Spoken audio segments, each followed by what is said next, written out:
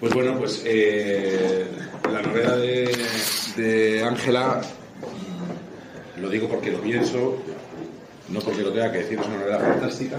Yo creo que se disfruta muchísimo leyéndola y eso no es un verbo gratuito, ¿no? Sino es el placer de leerla. Y luego pues me parece una novela que, a pesar de un aparente tono, yo creo que es una novela optimista. Es una novela que hablamos permanentemente como de puntos en común. Es una novela esperanzadora. Me parece que nos sitúa en una época que es interesante recordar. Y no sé qué más decirte de lo que puedes encontrar ahí. Puedes encontrar el optimismo cuando no se espera, la amistad, el primer amor, los silencios, un montón de cosas. Me parece que es imprescindible leerla. A lo mejor me he alargado un poco. No, está, a mí me pareció perfecto. Pues te toca a ti. Pues a mí me gustó mucho la novela de Vera, Una historia de amor, porque para mí reúne dos cosas que yo busco siempre cuando estoy leyendo una novela, que es que me ha hecho pensar, me ha formulado algunas preguntas. Es una novela más contemporánea, la protagonista tiene una edad similar a la mía, y me ha hecho, sí, me gusta ver hacer un poco ese análisis, digamos, sociológico, ¿no? Y por otro lado, porque me ha emocionado también, me ha emocionado mucho, me ha sorprendido muchísimo, y en algunas, porque es una novela que más allá de lo que es ese viaje transformador que tiene de búsqueda y de vencer miedos y demás, y de dejar atrás una parte de, digamos que de esa construcción social que hay en torno a la figura de la protagonista, que va avanzando, más allá de eso, pues tiene otros elementos que yo, por ejemplo, sinceramente no me los esperaba, me sorprendieron y me emocionaron mucho. Por eso la verdad es una novela que recomiendo encarecidamente. ¿Podéis contar un poquito cada uno cómo surgen las ideas para cada novela? Y a ti, Luis, un poco me ha chirriado lo de meras figuras decorativas y testimonios, como que las mujeres dejan de ser. Quiero decir, ¿cómo nos planteamos en una novela del siglo XXI que las mujeres seguimos siendo, que dejamos de ser decorativas, pero que dejamos de ser decorativas? Es que no sé exactamente lo que es. En el dossier que pone... Bueno, claro, los dosieres y las contraportadas, claro, los textos de... Hay veces que uno no es muy responsable. Yo creo que el dossier me gustó mucho. No, yo no creo que Vera haya sido en ningún momento ¿cómo pone? ¿Idea decorativa? No. Pues que dejan de ser meras figuras decorativas y testimoniales, es decir... Sí, me parece una obviedad, ¿no? Claro, o sea, eso parece como que sea una novela antigua... ¿La has leído? No, porque entonces, tengo a mi madre enferma y... Se te quitará cualquier tipo de duda cuando leas a Vera, ¿no?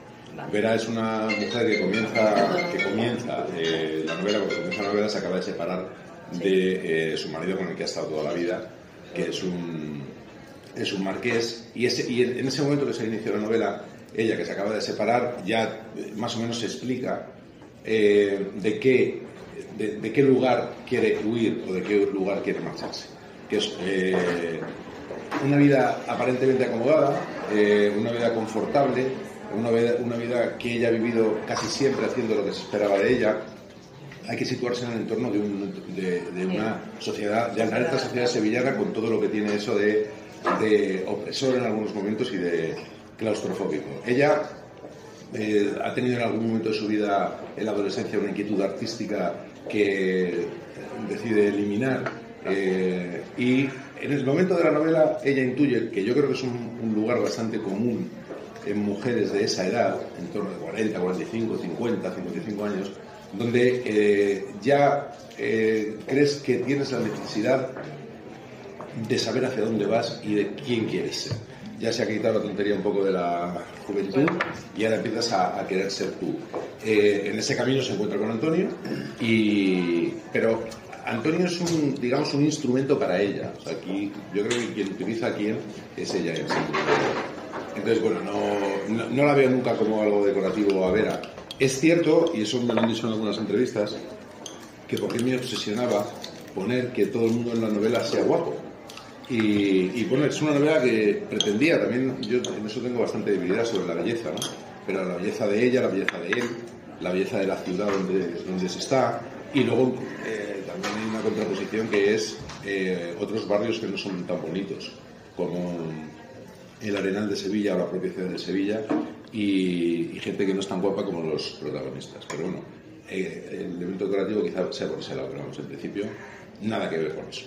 Pero, ¿de dónde te surge la idea del la idea tiene que ver, la primera idea es intentar contar una historia de amor entre dos personas que son a priori muy distintas. Pues por educación, por bagaje personal, por el sitio donde se han criado. Estamos hablando, como digo, de una mujer de la alta sociedad sevillana y de un chaval del barrio de Vallecas, en Madrid. Son dos mundos completamente distintos. Además, ella es 10 años más mayor que él. Esa es la primera idea. Hay una revisión que yo hago de Últimas tardes con Teresa, cuando la leo, que es una novela, claro, escrita en los 70, tiene otros códigos completamente distintos, donde el personaje del pijo aparte hoy sería completamente inconcebible. O sea, en aquel momento podía ser alguien atractivo, pero ahora dirías es un maltratador. Entonces, pero sí que quería contar esa historia en un principio, pero luego ya a partir de ahí surgen un montón de cosas. Surge el hermano de Antonio, que se llama Diego. Hablo de amor entre hermanos, hablo de amor entre madre e hijo, también de los silencios, en eso, sobre lo no dicho entre las familias, que también es importante, ¿no? También hablo de la reacción del marqués cuando ella decide marcharse, que tiene que ver con unos conceptos que él también, pues eso, marqués sevillano, también ha heredado, que tiene que ver con el orgullo, con el honor, ese tipo de cosas que casi siempre desembocan en algo malo.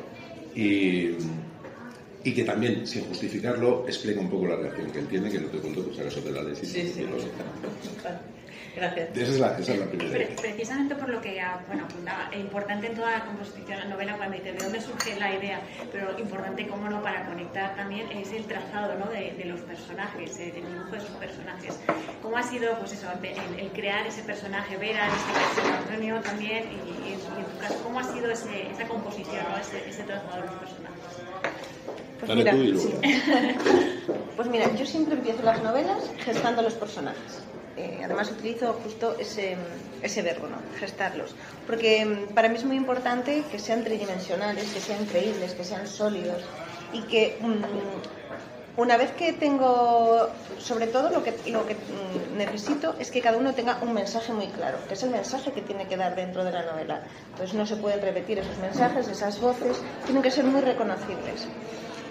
Cuando tengo construido el personaje, sé muy bien, pues en el caso, por ejemplo, de Sofía, ¿no?, aquí la complejidad para mí radicó en que es una niña. Entonces yo necesitaba una mirada infantil, que aunase, por un lado, inocencia, pero también lucidez, porque está viviendo en un tiempo en el que predominan los silencios, las sombras, el desconcierto, porque ella no entiende porque los abuelos la encierran, porque los abuelos tienen tantos secretos entre ellos, no entiende lo que está sucediendo. Cada pregunta que hace, las respuestas que le dan, pues son vacías, ¿no? Del ¿por qué? Pues porque lo digo yo y punto, y ya está. Entonces, claro, tenía que conjugar un poco todo eso, cometerlo dentro de una historia que transitase la protagonista de la oscuridad, digamos, que a la luz, ¿no? Para culminar, yo lo que quería era un mensaje esperanzador. Considero que nuestra sociedad necesita mucha esperanza, y este era realmente, digamos, que es el alma, la esencia de la novela. Una vez que tengo a los personajes, a los principales y ya algún secundario, que todos tienen ese mensaje que decir, los pongo a trabajar encima del tablero de lo que viene siendo las tramas, y tienen que llegar, digamos, que a esa meta, ¿no? Pero luego me sorprenden muy gratamente, porque cuando se ponen a moverse entre ellos, a veces me sucede que se diluyen algunos que yo consideraba que eran muy importantes, y en cambio adquieren muchísima más relevancia otros que yo no consideraba que iban a ser tan importantes, y resulta que se alzan. Me encanta que me pase esto, debo decirlo. A veces me sorprende para mal, otras, la mayoría, para bien. Pero este es un poco el proceso que yo tengo. Sí. Pero el origen, perdón. El origen, no lo has contestado. O sea, ¿cómo te surge la novela para ti? ¿La novela o los personajes? Ella pregunta a los personajes, pero yo voy a preguntar. Sí, bueno, es normal que... Vale. ¿De dónde surge la idea de la novela? Exacto. Mira, yo la idea tuya. Pues mira, la novela, yo siempre todas las novelas, bueno, esta es la quinta, las construyo en capas.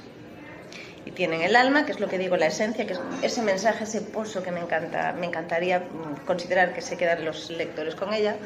El corazón, que es de donde parte todo y es lo que le da movimiento a los personajes, y luego la capa principal, que es la piel, que es la intriga. Yo parto siempre del corazón, porque parto de los personajes. Entonces yo aquí lo que necesitaba era transitar un episodio mío de mis propios recuerdos, ¿no? Aunque insisto siempre en lo mismo, que recordar y reescribir, nunca mejor dicho, quería transitarlo. Entonces necesitaba ese personaje de una mirada infantil. Entonces yo trazo primeramente a Sofía, ella es la que yo necesito trazar. Y me doy cuenta de cuando la tengo que quiero establecer un poco lo más bonito para mí de entrada, es la relación de Sofía con sus abuelos. Porque de hecho la novela está dedicada a la generación de mis abuelos, a la generación que creció en la posguerra, a la generación que se movió dentro de la posguerra, los que realmente se sacrificaron por esos nietos, ¿no? Entonces yo quería establecer un poco eso. Ese es el motor para mí, o sea, el corazón de la novela, y parto de ahí. A partir de ahí me lo llevo a la posguerra. ¿Por qué? Porque lo que quería era contraponer lo importante, cómo valoramos la vida y la salud desde dentro de los hospitales, y en cambio en esa época cómo no se valoraba la vida de la misma manera.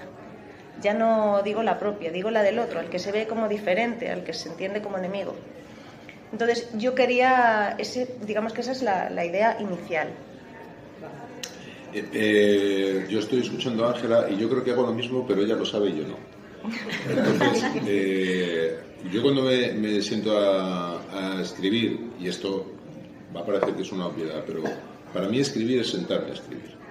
Yo voy pensando permanentemente, tengo esa idea primera de contar una historia de amor entre a priori personas distintas, y a partir de ahí van surgiendo cosas. Yo más o menos tengo clara Vera, más o menos, hacia dónde tiene que ir. Tengo claro Antonio, su pasado lo tengo claro, tiene mucho que ver conmigo, es un personaje que se parece mucho a mí, o al revés.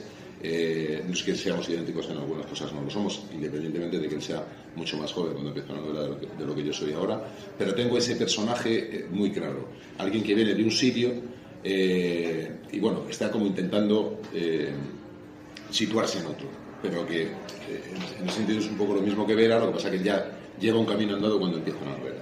Y luego a partir de ahí van surgiendo cosas que tienen que ver con esa sorpresa que también dice Ángela, que vas escribiendo y te vas sorprendiendo, que yo creo que eso que es el milagro que tiene muchas veces la literatura como ejercicio de comunicación, que las mismas cosas que tú sientes en soledad y de una manera íntima, al cabo de un año o de año y medio, cuando esto se termina, en una ciudad completamente distinta, alguien que no tiene nada que ver contigo siente exactamente lo mismo que tú sientes. Entonces cuando a mí un personaje que me provoca una ternura sensacional, que es el hermano de Antonio, que es Diego, quien lo ha leído ya sabrá lo que pasa, quien no lo sabrá si la lee.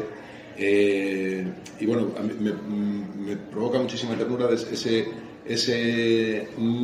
chaval que no ha sido capaz de ubicarse como el hermano se ha podido hacer, ¿no?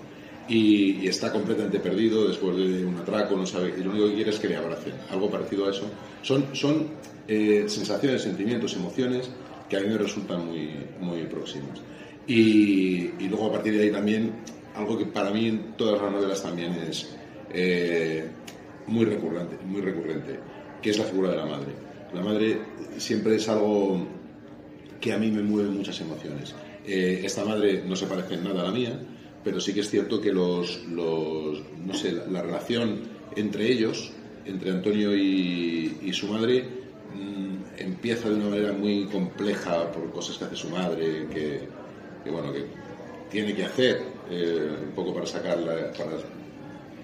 dinero, y bueno, pues todo eso va haciendo mella en él, y al final pues bueno, hay una reconciliación, aunque esto sea un poco de spoiler, que me parece bonito, pero bueno, al final, lo que decía Ángela, tú vas escribiendo sobre una idea y van surgiendo cosas. Yo no tengo un esquema cuando escribo, soy incapaz, ya me va conociendo, yo soy capaz de tomar una nota, o sea, todo está por ahí en la cabeza y... Pero tiene mejor memoria que yo.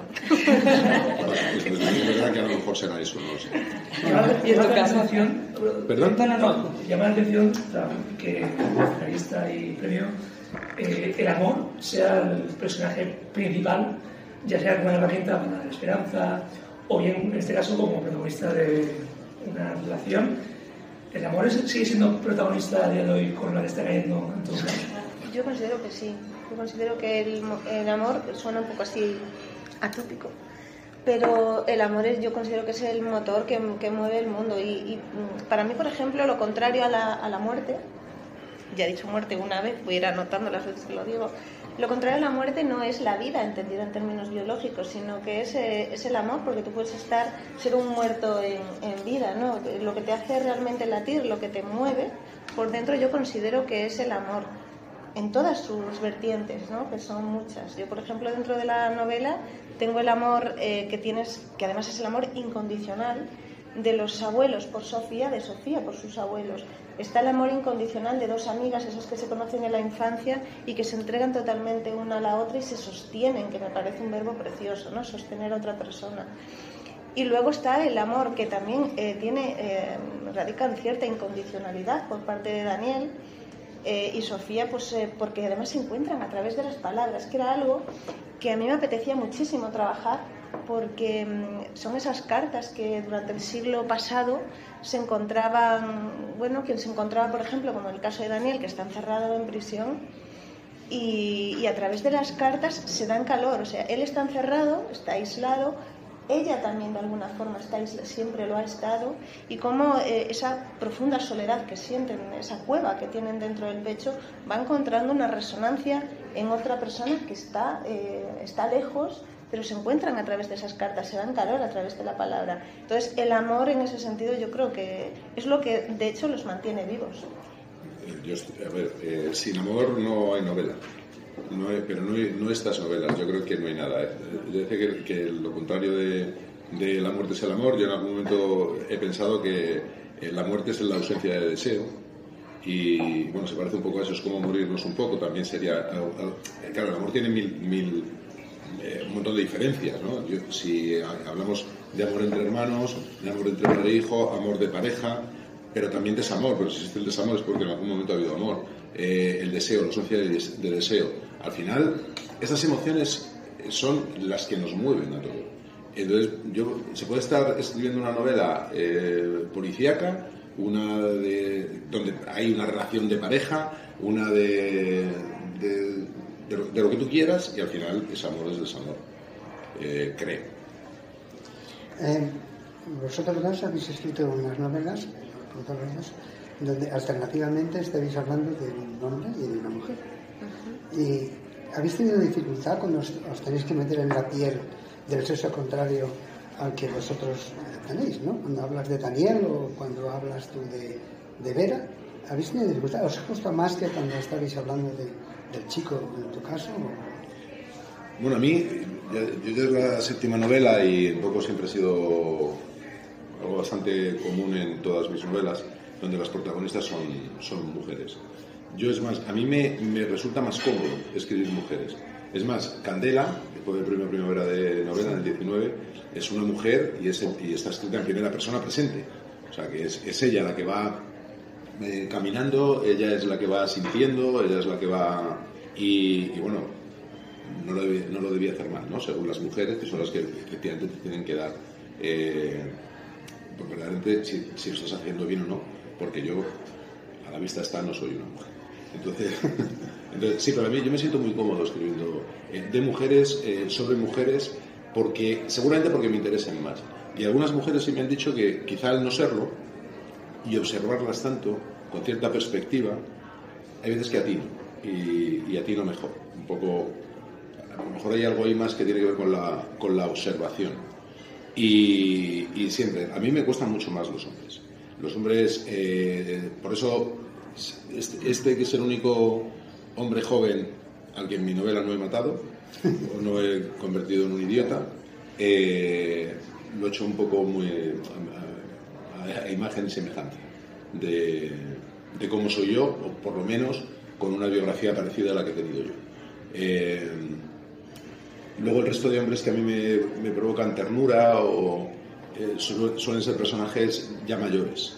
Entonces esos también me gusta hablar mucho del amor cuando la gente ya es mayor, y esos hombres también estoy contento con ellos. El resto casi nunca me salen bien, me salen mejor las mujeres, o sea que me siento muy cómodo. Pues yo debo decir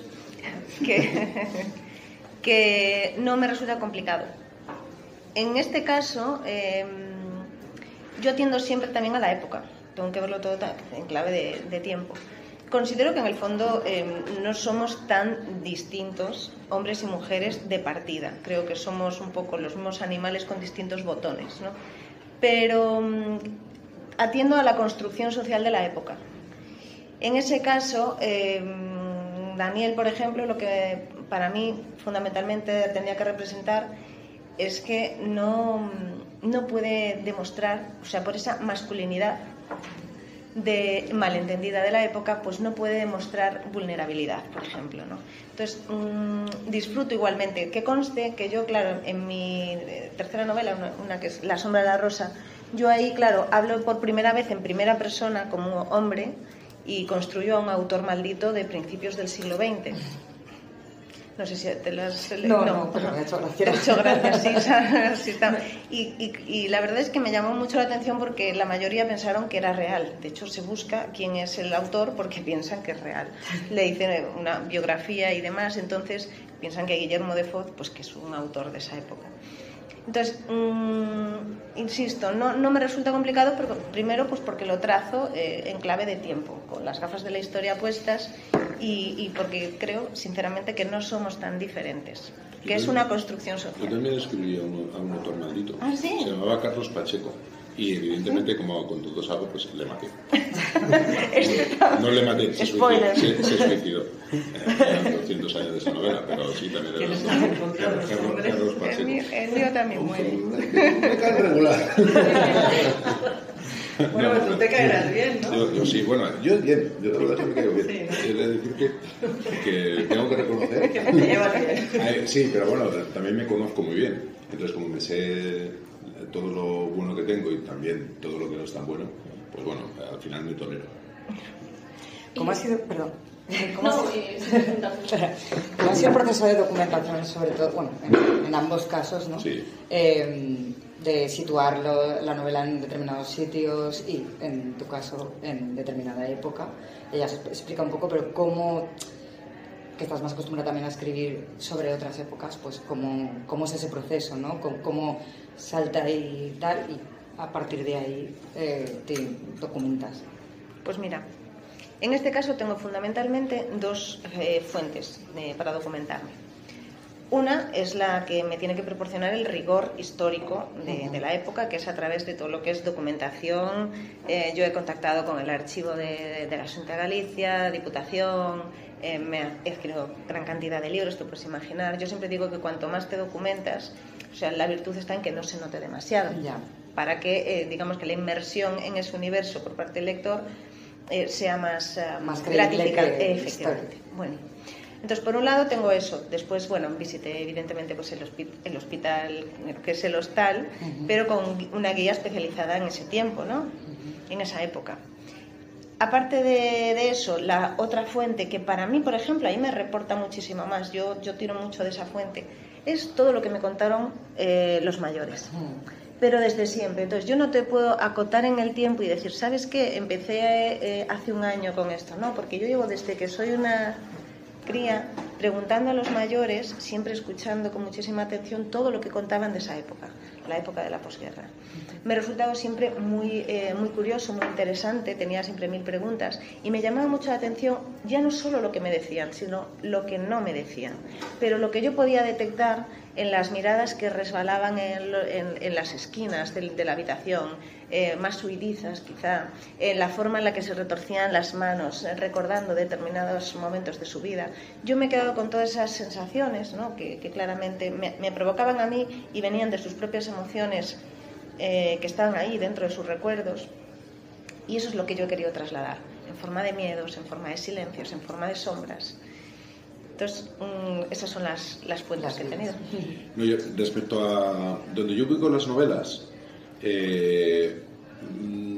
a mí, al final, yo quiero escribir a los personajes. Entonces, me es mucho más cómodo situarlos en un entorno que conozco.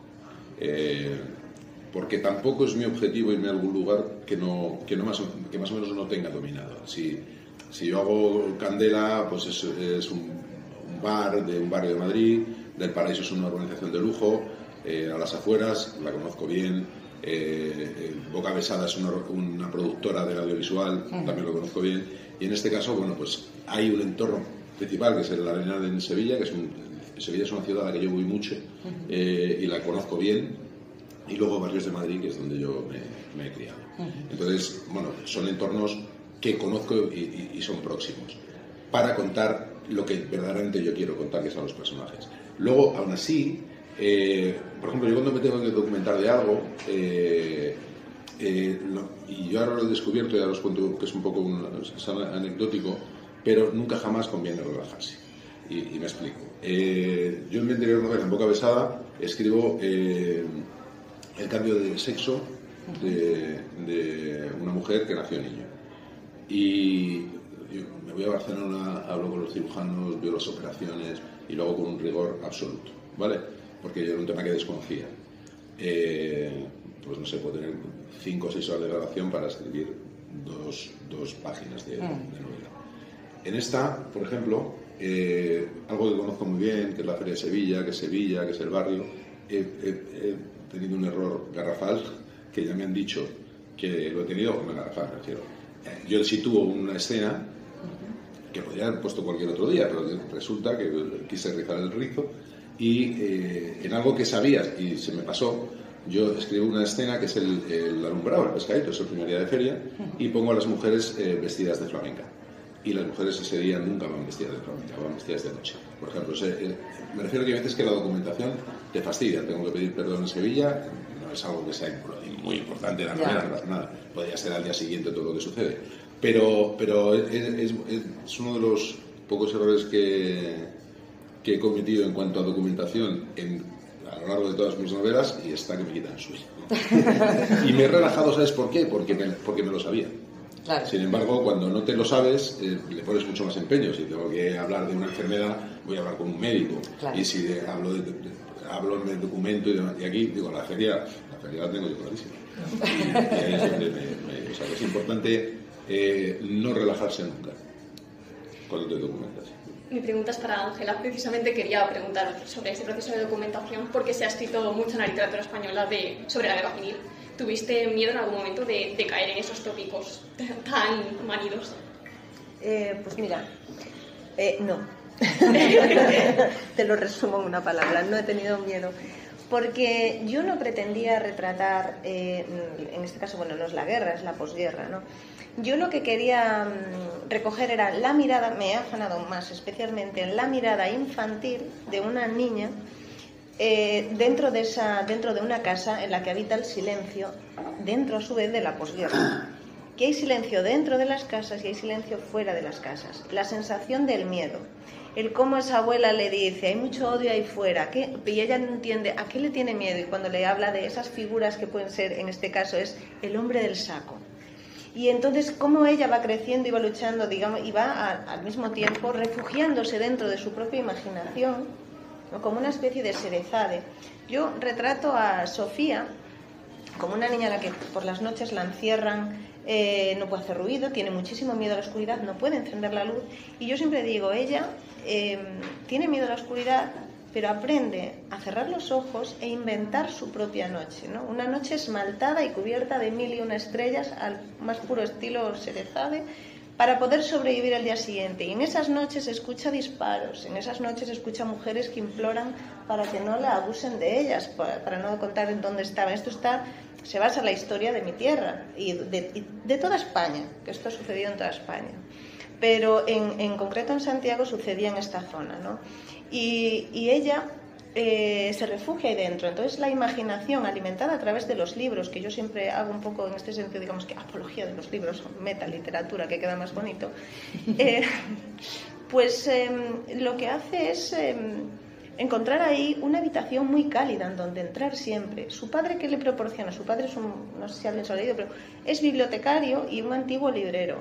Y ya desde que es muy pequeñita, cuando está forjando, digamos que su carácter, a través de que es Marco Aurelio o con la fantasía de Lewis Carroll, lo que le está dando es el poder de idealizar su propia felicidad. La felicidad es un ideal que es individual, no todos consideramos lo mismo, no todos encontramos la felicidad lo mismo.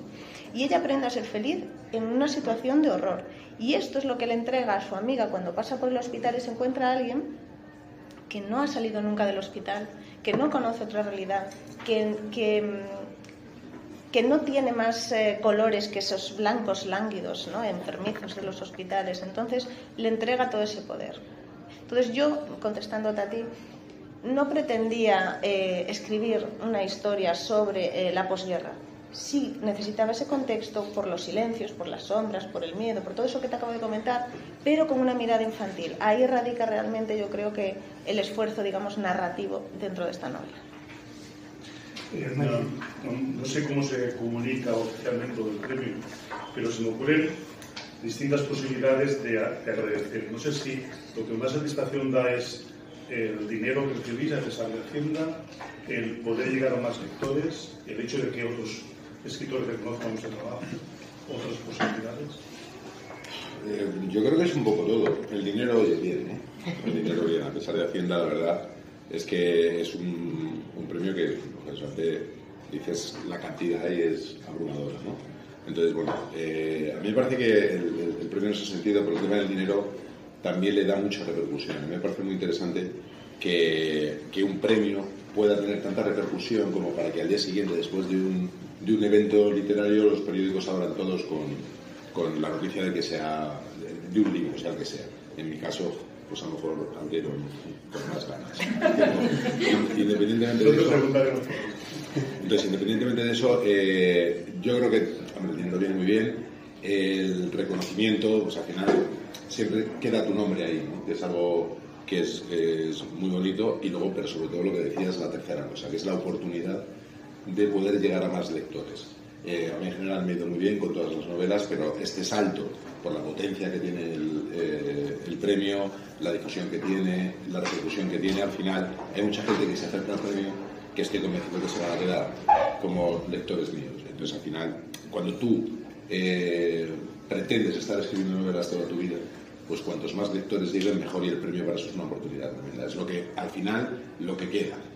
Sin decirte que, hombre, que lo de dinero, pues hombre, viene bien. Yo estoy de acuerdo, completamente.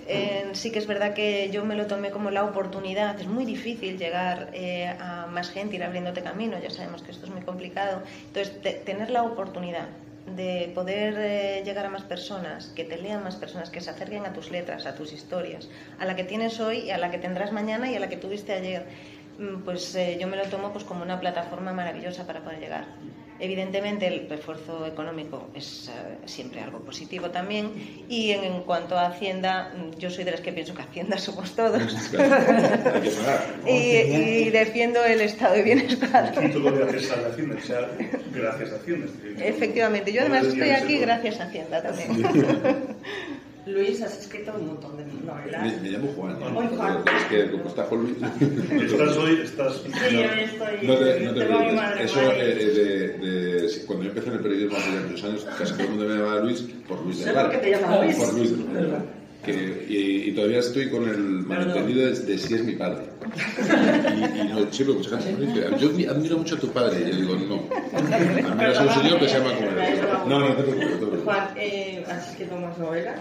La primera, ¿te esperabas ser carne de cañón? Porque es que parece como que todo el mundo estaba esperando a ver quién salía y tú has sido... Sí me lo esperaba. Es que es un poco desagradable. La gente es o sea, yo creo que era bastante previsible lo que iba a suceder por parte de una corriente. Es decir, ha habido otra gente que ha ganado y era conocida de la televisión, pero es que parece que contigo hasta el momento en el que yo lo gané había 73 que lo habían ganado. Entonces, A ver, yo sí me parecía que iba a pasar algo parecido a lo que pasa. No tanto, no tanto porque ha habido una cantidad de odio que se ha fabricado y que alguna gente se ha sumado a esa corriente. Yo creo que, analizándolo con cierta perspectiva, yo creo que deberíamos hacer alguna reflexión sobre esto, donde alguien empieza a tirar, a levantar odio, mucha gente se suma a esa corriente también para buscar notoriedad, te hacen un vídeo, los propios medios cogen y dan titulares a gente que dice cosas, al final se arma muchísimo ruido y yo como lo he visto, claro, yo ya soy muy mayor y tengo muchos tiros pegados, perdón, o sea, no es algo que a mí desestabilizarme es una cosa bastante difícil. Pero ¿te ha afectado? Porque Claro, a mí me afecta sobre todo por la gente que me quiere, o sea, porque al final la gente, tenemos amigos, tenemos hijos, gente que ve lo que está sucediendo y hombre, pues ellos también lo pueden pasar un poco mal. Luego me ven a mí bien, lo hablo, lo comento y ya está. Yo sé que es todo hay que intentarlo ver con perspectiva. Es decir, todo este ruido ya está pasando. Ya se va imponiendo lo que es la novela, se va imponiendo lo que la gente siente cuando lee la novela y todo esto evidentemente pasará. Bueno, yo las críticas las acepto todas, por supuesto, el odio no. Y el odio yo creo que un poco como sociedad se puede... Es que no me parece justificado. Luego uno puede leer la novela y decir, me gusta más o menos. No me gusta, claro, pero... Puedo meter con Planeta por lo que sea. Lo que quiera, pero a ver, yo no lo miro. En algunas cosas, en algún momento me entristece por cómo alguna gente es tan miserable, ¿sabes? De subirse a carros donde crece, pero al final en realidad son un poco como los matones del colegio, que cuando ven al que sí van a por él todos como en manada.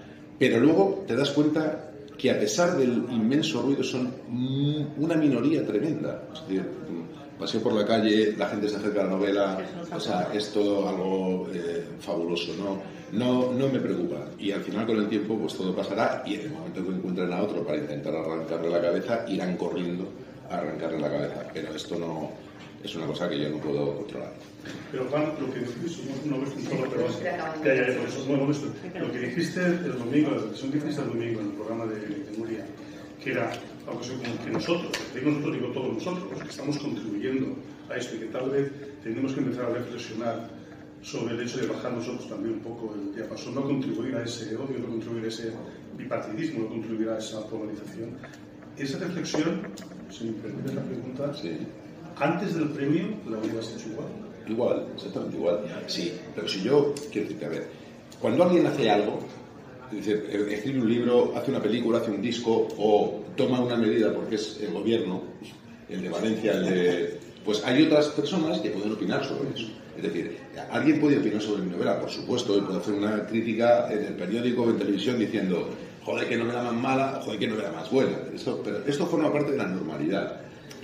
Pero lo que ha pasado conmigo no tiene nada que ver con eso. Lo que ha pasado conmigo es el intento de desacreditar a un personaje para que sus opiniones no tengan cierta validez cuando son incómodas para determinada gente. Esto es algo que se hace de manera premeditada. Y luego ya a partir de ahí se va creando una bola a la que, insisto, la gente se sube pues porque cree que se tiene que subir.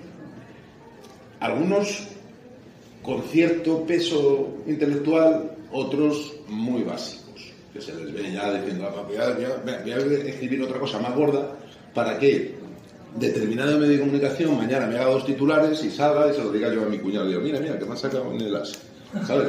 Y ya está, ¿no? Pues, pero yo insisto, es algo que no puedo controlar, yo creo que es algo que tenemos que reflexionar sobre todo, porque lo que me han hecho a mí no me lo han hecho a mí solo. Esto es algo que se hace de vez en cuando a determinados personajes. Ha sido demasiado, ¿vale? Pero esto puede hundir a una persona. A mí no, pero hay muchas personas que la pueden hundir. Y yo conozco gente a la que se le ha hecho muchísimo daño. Injustificado. No te estoy hablando de que alguien diga qué novela más mala. Esto no. Esto lo acepto y, oye, encantado, le doy la mano. Fenomenal. Pues mira, no estamos de acuerdo. Ahora, otro tipo de cosas, ¿no? O sea, decir, que alguien diga Juan del Val es una mierda de persona y que esto, sin conocerme ni haberme saludado jamás, y que esto tenga una repercusión en medios de comunicación con titulares, a mí me parece que esto es algo que no se puede hacer. Que un diario de tirada nacional haga sobre mí 8 noticias con mi nombre en el titular en 8 días, me parece que es un poquito desproporcionado. No creo que sea para tanto. Creo. Igual ayuda a vender. Pues bienvenidos, Muchas gracias. Espera, más rápido y sí. muy rápido. Es que tenemos ya 200 en